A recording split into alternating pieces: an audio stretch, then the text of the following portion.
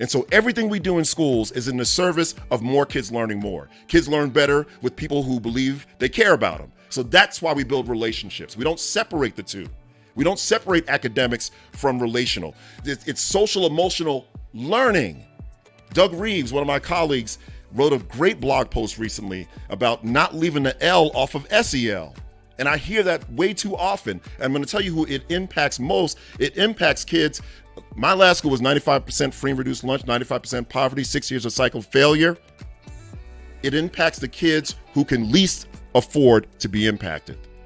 And so I'm telling you, you keep that bar high, you keep engaging kids. Here's another one, rigor or engagement. Why can't it be both?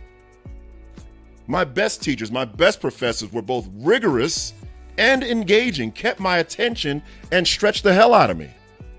It can be provocative and engaged. And I'm not talking about jumping up on tables and entertaining kids. I'm talking about you ask the right question, man, you get those kids off and running.